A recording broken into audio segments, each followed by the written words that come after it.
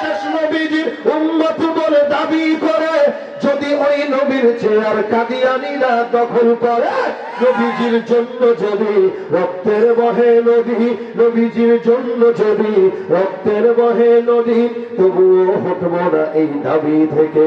কি হবে বেঁচে থেকে অযথা বিদ্যা শিখে যদি না গড়তে পারি শোষণবিহীন সমাজটাকে।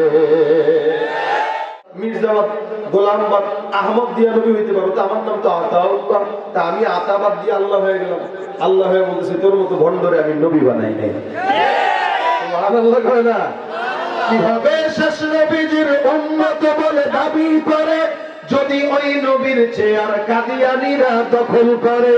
কিভাবে শেষ নবীজির উম্মত বলে দাবি করে যদি ওই নবীর চেয়ার কাদিয়ানীরা দখল করে?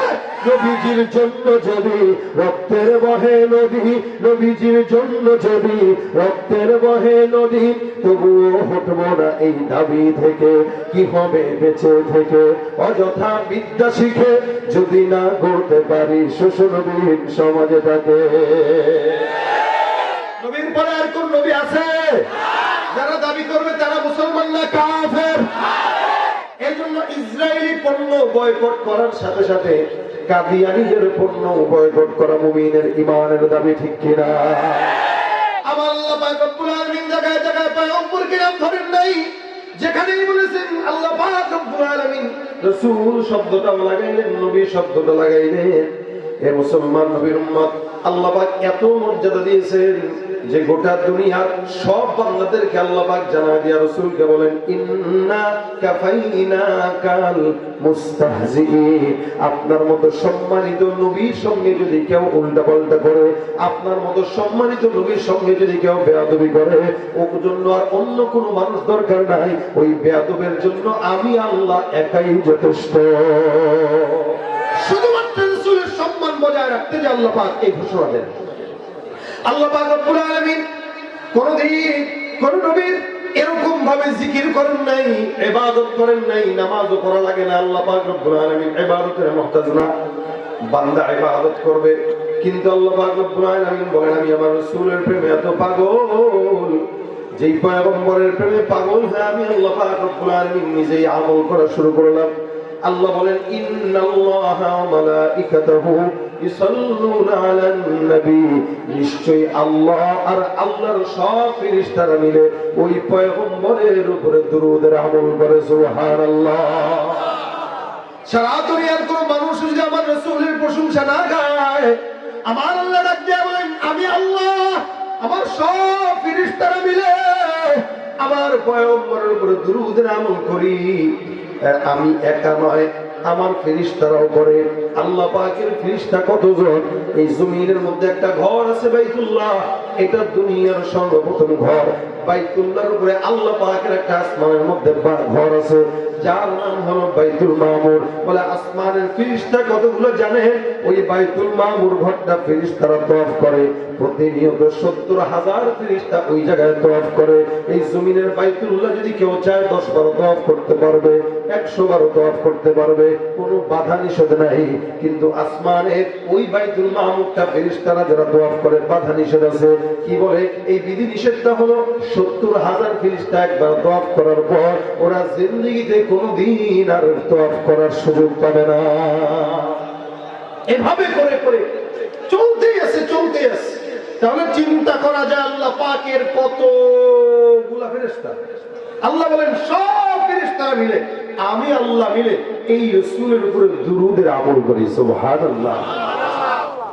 আল্লাহ পাক রব্বুল আলামিনের পুরো ইবাদত লাগে না, খালি একটা ইবাদত আল্লাহ করেন, যার কারণে আমাদেরকে আদেশ দিয়ে বলেন ইয়া আইয়ুহাল্লাযীনা আমানু সাল্লু আলাইহি ওয়া সাল্লিমু তাসলিমা। হে ঈমানদার, তোমরা ওই পয়গম্বরের উপরে ইবাদত করো। কিসের ইবাদত? কিসের ইবাদত? বলে আমি যেমনে দুরূদ শরীফ পড়ে ইবাদত করে আমল করি, তোমরা উম্মত ঈমানদার ওই নবীর উপরে দুরূদের আমল করো। নবী বলেন কোন ইমানদার যদি একবার সুন্দর করে আল্লাহর নবীর দুরূদ পড়ে, মান সাল্লা আলাইয়া সালাতান ওয়াহিদাতান সাল্লাল্লাহু আলাইহি আশারা, একবার দুরূদ পড়ার মাধ্যমে আল্লাহ পাক ওই বান্দার উপরে 10 বার রহমত নাযিল করবে। করবেন কয়বার? একবার। দুরূদের এমন বড় ফজিলত, আল্লামা শিবলি রাহমাতুল্লাহ আলাইহি কোন এক হজের সফরে গেলেন। হজের সফরে যাওয়ার অবস্থায় একটা যুবককে তাকায় দেখে যুবক খেলো বারবার বাইতুল্লাহ তাওয়াফ করে, আর জবানের মধ্যে কোনো দুরূদ নাই, জবানের মধ্যে কোনো দোয়া নাই। বাইতুল্লাহ তাওয়াফ করে আর বারবার বলে আল্লাহুম্মা সাল্লি আলা মুহাম্মাদিন নবিয়্যিল উম্মি ওয়া আলা আলিহি ওয়া সাল্লিম তাসলিমা। বারবার ওই যুবকটাই দোয়া পড়ে, দুরূদ পড়ে, অন্য কোনো দোয়া নাই। শিবলি রাহমাতুল্লাহ আলাইহি ডাক দিয়ে বলেন, যুবক, আল্লাহর ঘর যারা তাওয়াফ করে তারা বিভিন্ন দোয়া পড়ে, রব্বানা আতিনা ফিদ দুনিয়া হাসানা ওয়া ফিল আখিরাতি হাসানা ওয়া কিনা আযাবান নার। তুমি এত দোয়া দুরূদ থাকতেও তুমি কেন বারবার রাসূলের উপর দুরূদের আমল করো? ওই গোলামটা ডাক দিয়া বলে, হুজুর, আমি কেন রাসূলের উপর দুরূদের আমল করি এটা জানার জন্য আপনাকে বলতেছি। আমি আমার বাবাকে নিয়ে বহু দূর থেকে হজের সফর করার জন্য বাইতুল্লাহর দিকে আগায় আসতেছিলাম। প্রতিমধ্যে বাগদাদ শহরের মধ্যে আমার বাবা অসুস্থ হয়ে যায়। আমি আমার বাবার অসুস্থতা দেখে বাগদাদ শহরের মধ্যে অবস্থান করা শুরু করলাম, আমার বাবার সেবা করা শুরু করলাম। চিন্তা করলাম আমার বাবা যে অসুস্থ, বাবাকে সেবা না করে হজের সফরে যাওয়া যাবে না। আমি আমার বাবার সেবা শুশ্রূষার মধ্যে নিজেকে নিয়োজিত করলাম। এমন করতে করতে হঠাৎ করে আমার বাবা মৃত্যু শয্যায় শায়িত হয়ে গেলেন, ইন্তেকাল হয়ে গেল। আমি পেরেশান। কেন? বলে আমার বাবার ইন্তেকালের পর আমার বাবার চেহারাটা কুৎসিত কালো হয়ে গেছে। যেই দেখে জানাজার নামাজ পড়তে একটা মানুষ রাজি হয় না। আমি পেরেশান হয়ে গেলাম। আল্লাহকে ডাক দিয়া বললাম, মালিক, আমার বাবা হজের সফরে যাইতেছিলেন, ফরজ হজ করার জন্য, গুনাহ মুক্ত হওয়ার জন্য যাচ্ছিলেন। প্রতিমধ্যে অসুস্থ হয়ে ইন্তেকাল হয়ে গেছে। একটা মানুষও জানাজার জন্য আসে না। আমার বাবার এমন কি দোষ যে আমার বাবা এখান থেকে এখন এবার লাশটা বুঝি জানাজার নামাজ না দিয়ে আমার বাবাকে দাফন দেওয়া লাগবে। আল্লাহর বান্দার যুবকটা বাবাকে নিয়ে সামনে রেখে সারা রাত অপেক্ষা করতে করতে পার হয়ে গেল। হঠাৎ করে চোখের মধ্যে ঘুম চলে আসছে। যুবকটা ঘুমের মধ্যে স্বপ্ন দেখে আকায়ে নামদার মুহাম্মদুর রাসূলুল্লাহ সাল্লাল্লাহু আলাইহি ওয়াসাল্লাম যুবকের স্বপ্নের মধ্যে হাজির। রাসূল সাল্লাল্লাহু আলাইহি ওয়াসাল্লামকে স্বপ্নে দেখা সম্ভব কি অসম্ভব? রাসূল বললেন, কেউ যদি আমাকে স্বপ্নের মধ্যে দেখে, ওই বান্দাটা আমি রাসূলকেই দেখে। কেন? শয়তান আমি পয়গম্বরের সূরত ধরতে পারে না, এটা সম্ভব নয়।